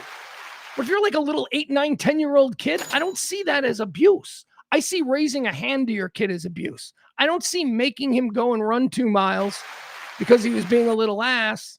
And I imagine that kid's pretty physically fit. His father is Brandon Marshall. I imagine that kid is being raised up, as the father says, to be a warrior, to be a disciplined athletic performer. Probably see that kid in the NFL. It's not for everybody. I mean, I don't think that all kids would respond well to that, but I imagine that Brandon Marshall's kid, that's probably par for the course. I think it's fine. I think it's not. And not only do I think it's fine, but I was pleased. It's an involved dad. It is a dad that is totally involved. Brandon Marshall isn't one of these fathers who has kids spread out all around the country that he never sees because he's going to yacht parties with rappers. No, he seems to be a father who is connected and involved in his son's life. And I appreciate that. I don't know how common that is among the Brandon Marshall class of person. Right? I was surprised to see that. So anyway, good fathering, in my opinion. Reasonable people, I think, can disagree. There was no physical violence. I mean, I guess if you think that, physical exhaustion from being forced to work out as punishment, I don't see that as the same thing as raising your hand to your kid or smacking them or being physically. But I can see both sides. I just don't know. All right, let's see. What else do we have here? You would think that after a couple of days that I'd be more into doing the show. I'm just not. I'm already like out of gas. Like, I was very excited when I started the show today. And now I just feel like, I don't know. All right, let's see. Let's just go through some other things. We're supposed to be boycotting NeFtlix now. I don't know if you saw this. At this point, I don't know if this is a right thing or a left thing. It's very confusing. But apparently NeFtlix has signed, I don't know, NeFtlix is going to begin airing an animated cartoon series called Masha and the Bear. And apparently it's very popular in Russia.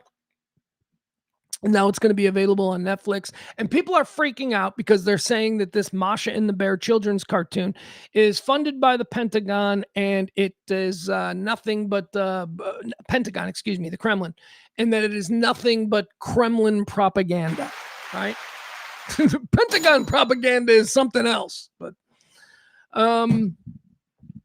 so now we got to boycott Netflix again. I don't know what side is pushing this. Which side is it? The crazy right or the crazy left?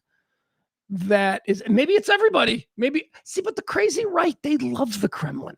Like MAGA loved. I don't think this is a MAGA boycott because they love Putin. Remember all the shirts? I'd rather vote for Putin for my president than a Democrat. Remember all that?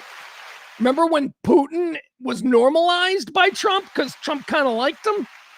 Still working on that Trump Tower Moscow dream of his. So I don't know. I think like MAGA loves, Putin and the whole Soviet kind of fascist thing. Whereas the left, the left doesn't really boycott over content, do they? Unless it's like, far right content. Is Masha the Bear? Anyway, I don't know who's boycotting this. I don't know who's pushing it. Just so you know, we all have to boycott Netflix, so cancel those subscriptions. Hollywood Reporter has a story out tonight. concerning Netflix and all these other streaming services. It's the charts have been released, the Nielsen ratings telling us what streaming services are the most popular. And the big headline here is that Paramount has apparently surpassed Netflix as the #1 original content streaming platform. Now, when I saw this today, TV viewing ranked by company, okay, Nielsen's latest media distribution gauge, which tracks total TV usage across broadcast, cable, and streaming, okay? So that's what we've got. Now, remember when Joe Rogan a couple of weeks ago said that there were 150 million people tuned in for the White House 250 UFC fight? And a lot of people were like, 150 million? Paramount doesn't have 150. This was exclusively on Paramount Plus. They don't have 150 million subscribers. They've only got like 70,000 subscribers. How could so? Anyway, we learned that. And now we see, or what we learned back then was that Paramount had 75 million subscribers to Paramount Plus. Netflix had 300 million subscribers. Right. So the headline here from the Hollywood Reporter is Paramount passes Netflix in total viewers, which, again, doing the math, Netflix has 300 million subscribers and Paramount only has 75. How can that be? Well, I'll tell you how it can be, because I did a little research. That's because Paramount is including all of the Paramount brands. So when they're counting eyeballs and giving credit to Paramount, they're also counting CBS TV, CBS Network, Showtime, if that's still a thing. Anyway, all of the other entities owned by Paramount. It's just not exclusively people who are subscribed to Paramount Plus. So that's why Paramount now, with their multiple platforms all under the Paramount banner, including CBS streaming things, Paramount Plus, all of that stuff is included in one. And yes, Paramount Plus now has 7.9% viewership. 7.9% of all the streaming eyeballs are on Paramount. Netflix, 7.8%. Now, the reason Paramount, again, going back to what we learned about subscribers, Netflix has 300 million subscribers, Paramount only has 75. The reason that Paramount is now being put above Netflix is, again, because they're counting Paramount Plus and CBS and all these other things. And Netflix is still just Netflix. Netflix is still just one app that people go to. So let me give you the full list here. TV viewing ranked by company. It's no surprise to anyone, certainly not me, that the #1 most viewed streaming option in the world, without close, it's not close. YouTube. More people watch YouTube every day than anything else. That's 13.4% of eyeballs staring at YouTube every day. #2 is Disney. Now, Disney, again, falls into the Paramount classification. Disney is the Disney Plus app, right? They're counting everybody who goes to the Disney Plus app. They're also counting everybody who goes to ESPN, which is also Disney. They're counting everybody who goes to Hulu, which isn't even ranked here. I was like, why is Hulu not ranked? And it's because it's in with Disney. So that's why Disney is #2 at 10.3. It's because, once again, unlike Netflix, Disney counts all of its ESPN, Disney Plus, ABC Television Network, Hulu, the platform. So YouTube is #1 at 13.4% of eyeballs. Disney is #2 at 10.3% of eyeballs. NBC Universal is #3 at 8.2% of eyeballs. Then we get into the Paramount at 7.9 and Netflix at 7.8. All right. That's 1, 2, 3, 4, 5. That's the top 5. All right. Following Netflix, again, YouTube 1, Disney 2, NBC Universal 3, Paramount 4, Netflix 5, Fox TV. Fox TV, old school Fox TV. Boy, of all the networks, it's Fox TV is the only one that is still hanging in there. Fox TV is #6 at 6.9% of eyeballs. Warner Brothers Discovery is 6.1% of eyeballs. Now, Warner Brothers Discovery, I think, is the best of them all. That's HBO Max. That's CNN. That's, again, counting all of them under Warner Brothers Discovery. I'm shocked that it's that low.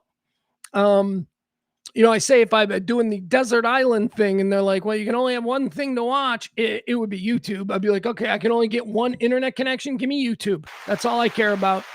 Don't need Twitter or Instagram. Give me YouTube. YouTube's got everything. But right behind YouTube for me would be HBO Max. Because, again, because it's Warner Brothers Discovery. And when you go to the HBO Max platform, you get everything that Warner Brothers and Discovery have. So I like HBO Max. Not listed here because it falls under the category of Warner Brothers Discovery, which comes in at 6.1%, just behind Fox News Network. Or not Fox News. I'm sorry, Fox. NFL. NFL Fox, Sunday, 3 o'clock game of the week. That's the Fox that we're talking about. Fox has 6.9%. I think that also probably does include Fox News, because if they're doing that with Paramount, where they're including everything, and they're doing that with Warner Brothers, where they're including everything, I imagine that Fox means both Fox Network and Fox Nation, right? All of the Fox things. The Roku channel, this is a shock to me. Right behind Warner Brothers Discovery at 3% is the Roku channel. I have Roku. Who watches the Roku channel? Who is watching that?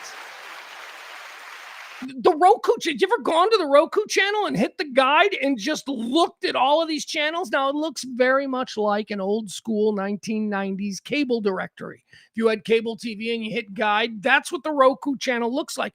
But when you go through, you see that all of these channels are made up. They're all it's the Big Bang Theory channel, where it's nothing but Big Bang Theories, one after another, which I guess is, I don't know who's watching it, but apparently a lot of people, because it cracks the top platforms for viewing. The Roku channel comes in at number 3. Then we've got Scripps, Weigel, A&E, Hallmark, and AMC networks, rounding out the top streamers. All right, number 1 streaming platform for views and eyeballs on a daily basis is YouTube. And they're going to be the champion for a while, because they're up there at 13.4. Second place is 10.3. Third place, 8.2. Not even close. Not even close. The Jazz Chisholm story. You guys like baseball? You're following this? Jazz Chisholm plays for the New York Yankees. He's an infielder, and he was playing a game the other day with a blow pop in his mouth. Here, this is how it went down. So we'll show this to you. All right, so here we go. This is the Jazz Chisholm scandal. There's Jazz Chisholm. Oh, my God. Let me tell you all the triggers going on here. For anonymous outrage junkies on Twitter, while the cocked hat is certainly not a good look. He looks like a Jamaican out in front of a bodega, one person says. Oh, does he now? All right, so he's sitting there. He's got the hat cocked. People don't like that. He's black. People really don't like that. That's really what I think is it. I think it's because he's black. I think that if this was a white player, nobody would say anything. But he's a black guy with a hat cocked, and he's eating the lollipop, so it's a huge thing. This is how it played out, actually. So he's got a Tootsie Pop in his mouth. No, that's a blow pop.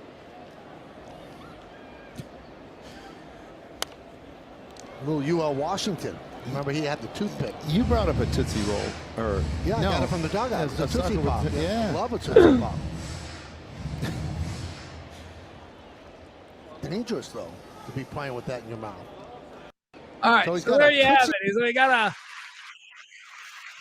playing with a Tootsie Pop in his mouth. By the way, let me remind you, we talked about Jazz Chisholm just last week. Jazz Chisholm made news for another thing last week when this happened to him. It was the worst thing I've ever seen in a baseball game. And breaking. Breaking ball fouled off of Chisholm. He felt that one. Remember, Jazz fouled a ball off his foot last night. I don't know where he fouled this one off, and I don't really want to know. I don't think it was the foot. Good look at this curveball right here. See, Jazz hits right on the top of it. Oh, that's why.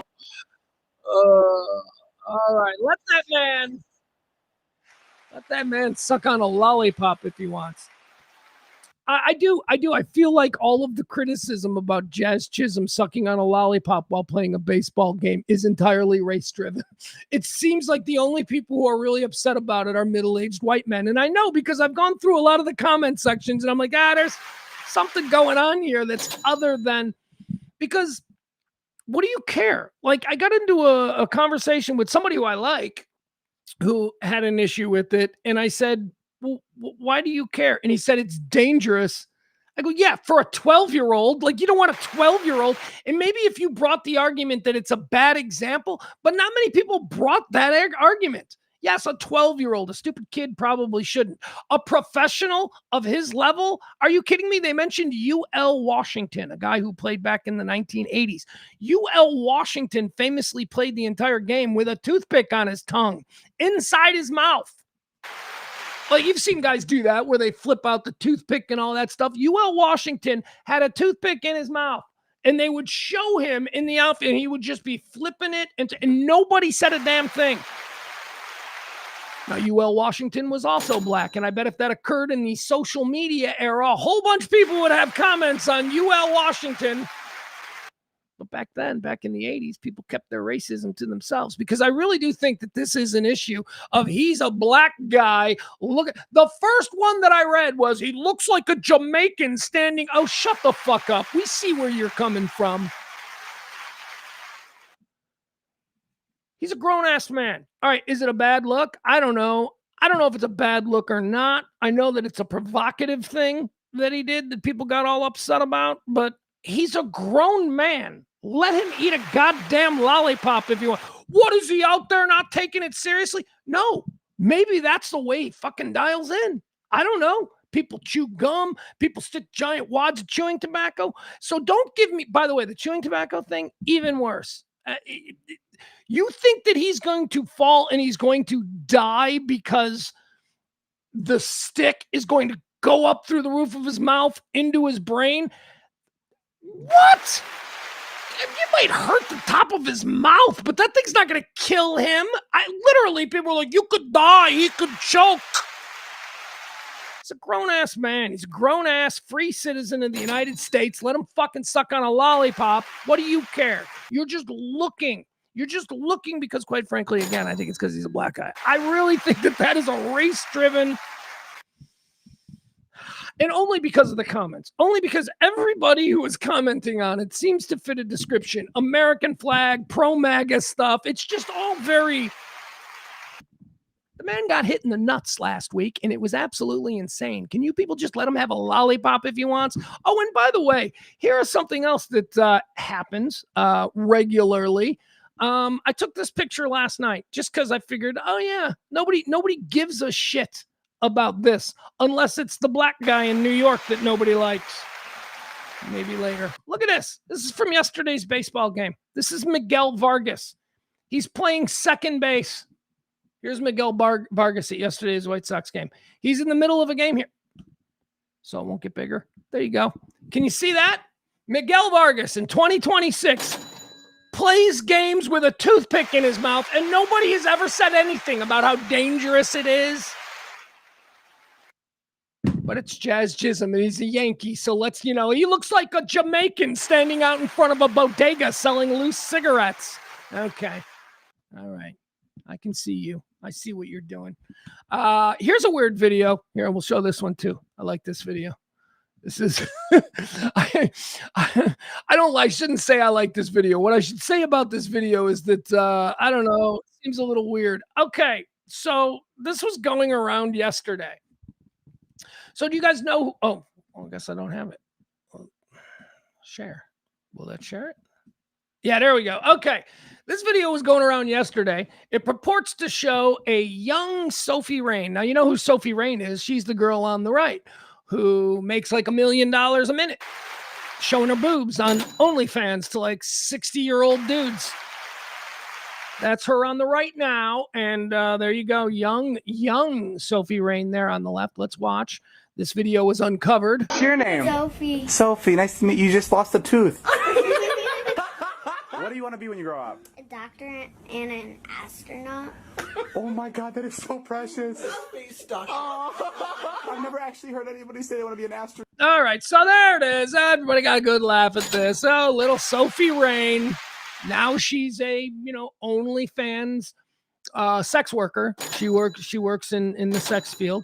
She is an OnlyFans sex worker. And when she was little and she had no teeth and she was so cute and, she wanted to be an astronaut or a doctor. Well, math was too hard and her boobs grew. So she took a different career path. Here's the thing. This ain't Sophie Rain. This is not her. And I swear to God, this is why I wanted to show it, because this is good. First of all, this little random girl's name is Sophie. And doesn't it look like her? I mean, look at this. This little girl, if you're telling me, this is Sophie Rain when she's 8, I'd be like, yeah, probably. Anyway, it's not her. It's not her. It is just obviously clickbait because this little girl's name is Sophie and she does kind of look like maybe what Sophie Rain. Actually, she looks exactly like what I imagined Sophie Rain would have looked like back then. But here's the other thing that made me cringe when I saw this. Who is this for? Who wants to see Sophie Rain as a child? Nobody, right? Nobody. Like, if you're going to sign up for the reality of Sophie Rain is one of the world's most successful sex workers, if we're going to sign up for that reality, I don't want to think of her as ever having been a child. And I certainly don't want to see this. This is bad for business. So I'm looking at it. I'm going, did somebody post this for peds? Is this for pedophiles? Is this a pedophile post? So I did what I always do, which is I jumped down into the comments, and I won't share them with you because I don't want to be flagged. But yeah, the comments are very telling. It's all like, dudes who are, again, in their 50s and in their 60s, saying things like, she was just as pretty when she was a girl. And I'm like, oh my God, what are you saying? You are putting this out publicly? Ugh. Anyway, it's not her. It is not her. So if you see it going around, community notes have identified who that person is, and it is definitely not Sophie Rain. All right, that was fun. What else do we want to do? Do we want to do the trans mice story? The trans mice story that, Trump first offered it up about 2 years ago or something, where he's like, we're paying for trans surgery for mice. And now, like, Nancy Mace, who's just spinning, she's in trouble. Like, nobody in her home district even likes her anymore. Anyway, point is this. She's out there going full extreme. She put out a thing about how the U.S. government is spending our tax dollars making mice trans, because the actual study is called trans mice, the trans mice something study. So, she used that and put it out there. I don't know if she knows the truth or if she's just, again, pandering to her stupid base who would easily be fooled by that. But it's not transgendered mice. It's transgenic mice. It's a whole different kind of thing. But the word trans is a trigger that gets clicks and, so that's what's happening.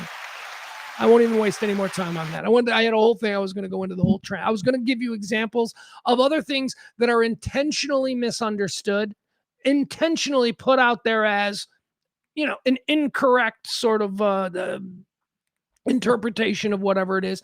They do it because they know that their base is stupid. They know that they can trick their base into thinking it's real. And that's what Nancy Mace was doing. Just like what Trump was doing. I don't believe that Trump actually thinks that there's taxpayer dollars going to make mice transgender. No. I just think he saw it and he went with it and he's like, I could say this. Nancy Mace, though, I don't know. I think Nancy Mace may actually think that they're doing transgender surgery on mice. Again, it's transgenic, not transgender, and they are different things. All right, what else do we want to do here? Let's do 3 videos. Let's, one more time, I do want to thank, and again, whether or not we do, we're not doing shows every day anymore. We can't do it. We're just not getting the support, but I do want to make sure that the people who did support this show when it was an everyday thing, Thank you to Jen. Thank you to Leslie. Thank you to Tracy. Thank you to Peter. Thank you to Barney. Thank you to Mama B. Thank you to Heidi. And thank you to April. I appreciate that. Got a tip yesterday. I didn't mention Frank. Thank you, Frank. Thank you. Frank, thank you, Frank. Okay.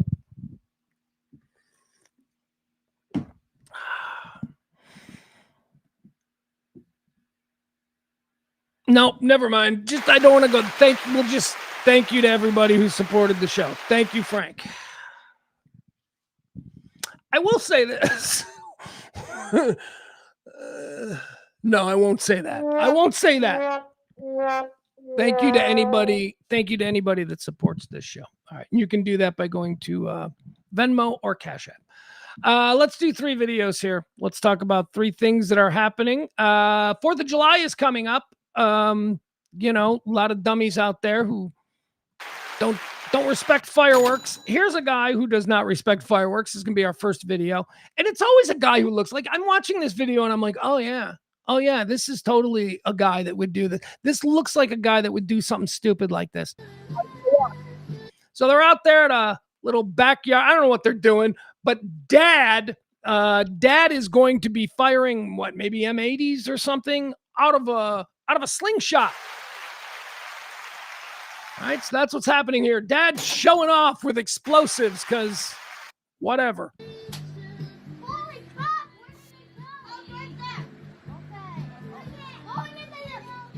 Okay. All right, so here it landed right here. He shot it up in the air and it landed at the trailer. And let's see what happens next. Oh, he's on it. Dad's on it. Dad knows that was a mistake. That's some dry grass right there. And he just shot a firework into a whole bunch of dry grass underneath a camper where somebody apparently is living. I like that this guy's like, maybe I ought to go help. We're going to need his help. Oh my hell. When you almost light your trailer on fire. All right, she's like, when you almost light your trailer on fire. Almost, she says. When you almost light your fucking trailer on fire. No, it's not! Holy shit! No, it's not! No, it's not! Oh, yeah, that thing's on fire. That's about to rage. Oh, no. Lance!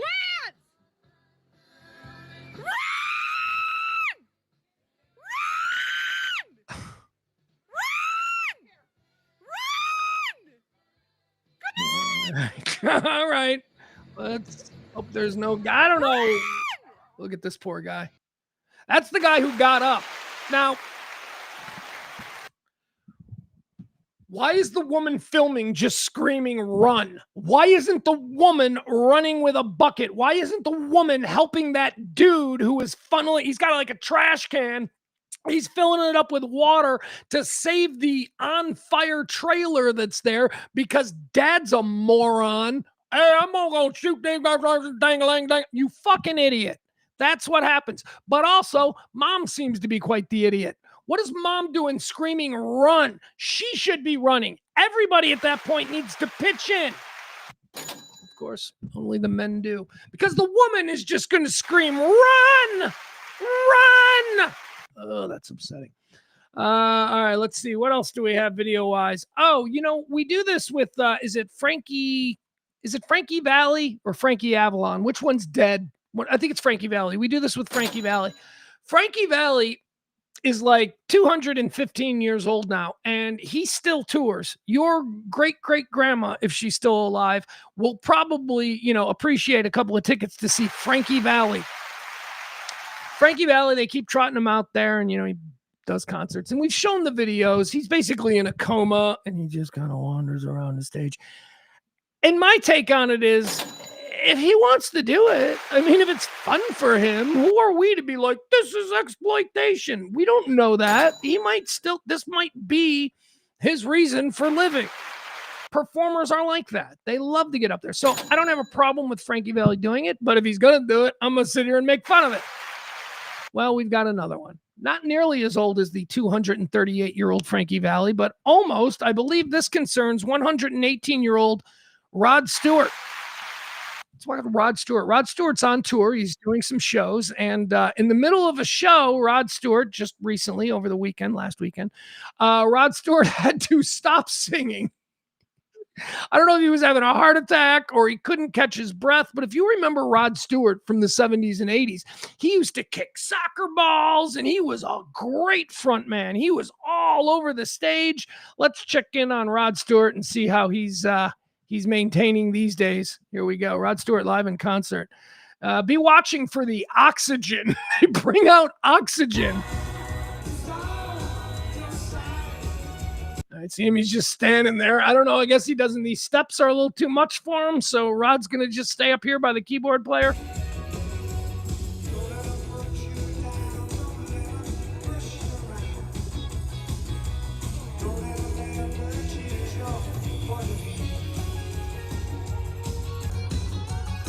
Okay. All right. So he seems to be having a little trouble here.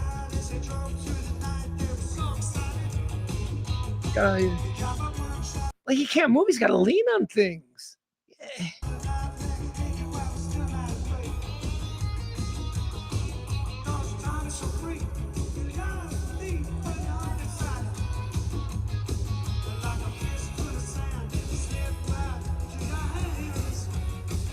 So he can't sing anymore either, right? I mean, he's got no projection. He's just kind of talking in the hands. And now these parts where he's got to sing, look, he's got the big background pushing him. He's not all hollow and flat because he doesn't have a voice anymore. They are anchoring this whole chorus with these three background singers.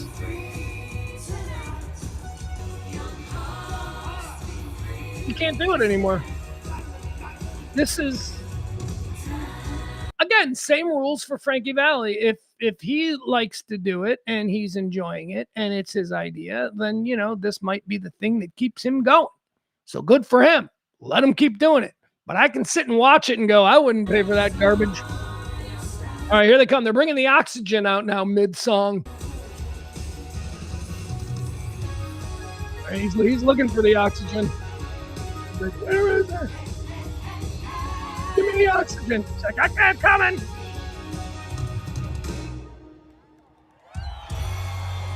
And the song ends. No, thank you. I mean, you know, sad, I guess. Is it sad? I don't know. Is this sad? Well, there he is taking puffs of his oxygen.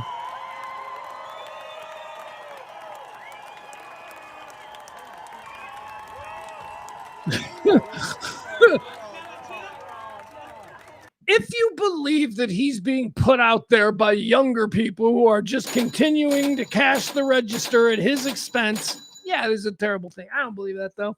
I think he's probably one of those dudes who just loves this. And he, as long as he can, you know. Missed anything? No, he's got the oxygen. Take a break. Somebody's like, hey, dude, take a break.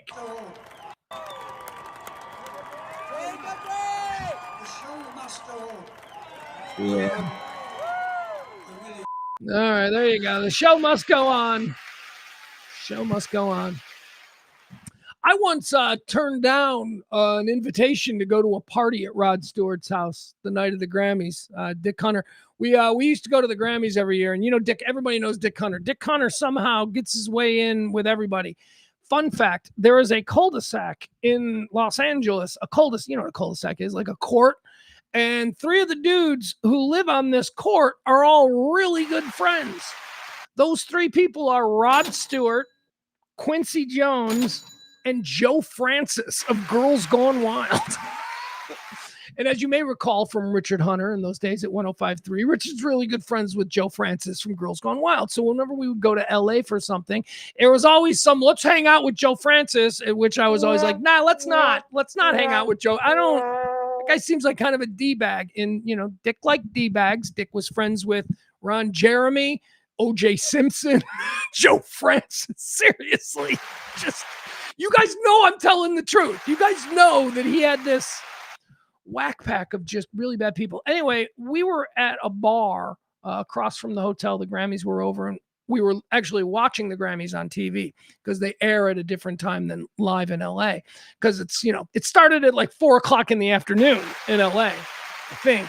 Was that it? No, we were watching news coverage. That's what we were watching. Yeah. No, it was live. Anyway, so Dick Hunter, he calls me, my son's mom. We were sitting there at the bar, just having a little something to eat after the Grammys. We're still all dressed up, and he calls and he says, "Get in a cab and come on over here. I'm going to a party at Rod Stewart's house with Joe, and you should come." I'm like, "Oh, Grammy night party at Rod Stewart's house. I'm gonna pass." I told him, nah. I was like, nah. I'm sitting here at a bar. This is where I want to be. I'm sitting at a bar. I'm talking to people. I'm having fun. We're having a hamburger. I don't want to go hang out with Rod Stewart. I don't belong at Rod Stewart's house. Do you know how uncomfortable I would feel? Anyway, that's my Rod Stewart story. I turned down going to a party at his house. Let's see. What is the third video? We saw the guy with the fireworks. We saw Rod Stewart. Here, this is weird. This is strange. Do you guys know? Actually, I don't know. How do I show this? Should I show this one?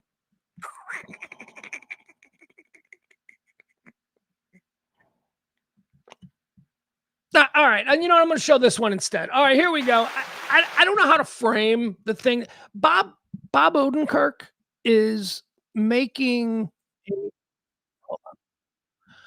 Bob Odenkirk is making... It's for charity. And I think it's a stage play, but they're promoting it, and there's a trailer out for it. And honestly, I don't know. The Room. Are you familiar with the film The Room? It's widely considered to be like the worst film of all time, whatever. It's just a bad, dumb movie that somehow in the social media age has taken on this sort of second life as they remade it, right? Didn't they make a movie about The Room a couple of years ago? Anyway, Bob Odenkirk is doing, actually now I feel like I gotta show it. Okay, so here, Bob Odenkirk is remaking The Room for charity, and I don't really understand what this is, but let's watch the video. If you're familiar with The Room, I don't think enough people are. I think this is very, I don't know. Anyway, here it is. This is Bob Odenkirk and an all-star cast. They're doing it for charity. I guess they're doing it as a stage play, but it's The Room, as performed by Bob Odenkirk. I like you very much, lover boy. A dozen red roses, please. You bitch! We got 5 fucking minutes! You're a psychologist, right? Tearing me apart, Lisa. Why are you so hysterical? Tell me about your problems, Johnny. You're always playing the psychologist with us. You know what? Honestly, I don't want to say it because I think this is way too inside baseball. I don't think enough people understand what I don't understand the whole Room thing. But anyway, there you have it, Bob Odenkirk. It's actors love the movie The Room because apparently it's like the worst acting in history. So overacting and all that stuff. All right, let's end the show today with Can't Beat Fun at the Old Ballpark, right? CBFATOBP every day. Can't Beat Fun at the Old Ballpark. This one comes to us from a a Little League game. And I wanted to play this because I have a very strong opinion on this, and maybe you do not. A player was, well, let's just watch it. I'll tell you. Here we go. Little League Baseball. I have been a Little League Baseball ump. Used to make $50 a game. If I was making $50 a game back in like 1992, 1993, I wonder how much it pays now to umpire Little League Baseball. All right, watch this.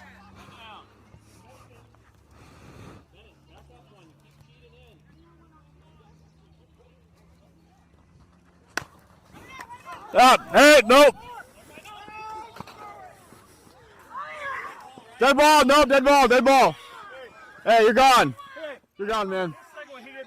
All right, so the umpire just ejected the batter, just threw the batter out of the game.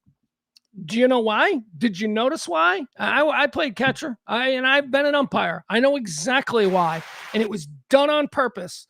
This is done. Certain dirty players, even at the smallest, well, it only happens at the smallest level because this is something that is enforced pretty stringently once you get into high school. This kid threw the bat at the catcher. This is just a shit thing that some batters do, and apparently he had done it a couple of times in his previous at-bats, and here was the third one, and the umpire is like, no, you're gone. You're out. You got to quit doing that shit. Now watch it again. After he makes contact, you have to try to fling the bat backwards, okay? Because your motion after you swing and connect is bringing the bat this way. So you let go of the bat as you're making your move. The bat is moving away from home plate. This kid apparently intentionally did it a couple of times before, and the umpire had enough, was bringing the bat back and flipping it at the catcher. So why do they do this? Well, because then if the catcher has to make a move or stand up, he could stand up. He could twist his ankle on the bat. It's now in the way. And I think in this case, I think it's the umpire, because this is also a thing. You're throwing the fucking bat at the umpire. So here, let's watch this unfold one more time now that you see what the complaint is. He's a dirty little player. This is old school Bush League shit. Probably taught to him by his coach. See that? Right there. See, here's the bat. He flung it intentionally over his shoulder so as to impede the catcher if the catcher had to make a play. Now, in this case, I don't even see where the ball went, so I don't know if that's the deal. But you can't do this. Now, watch how it plays out.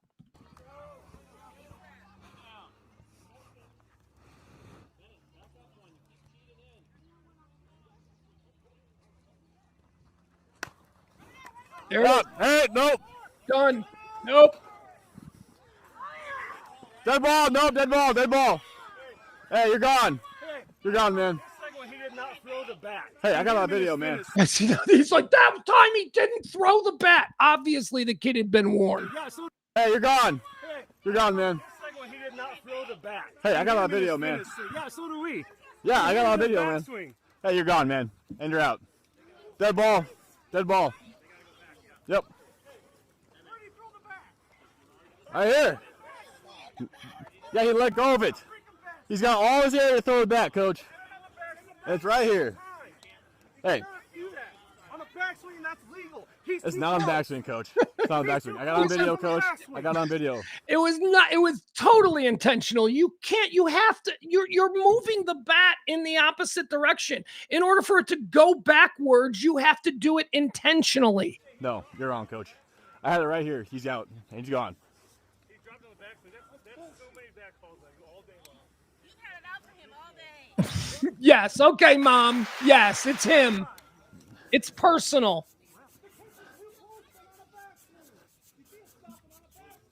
Coach, enough. Yep. Third base. There you go. That's a good ump. That ump is controlling the scene. He's calling it fair because that was bullshit. You can't do that. All right. I mean, look, sometimes it could happen by accident. And when it happens by accident, no umpire in his right mind is going to call that. It can happen. But when it's happened multiple times, and that's what that was about. That was the third time in that game that player did it. He had been warned twice, and now he's being run, and they're trying to act like he wasn't doing it intentionally. Yes, he was. All right. Can't beat fun at the old ballpark, even at the little kid level. All right. I'm done. The show is over. Help the show if you can. And maybe we'll do a show tomorrow. I don't know. We'll have to see how that goes. So, we'll check that out. Appreciate you guys, and see you soon.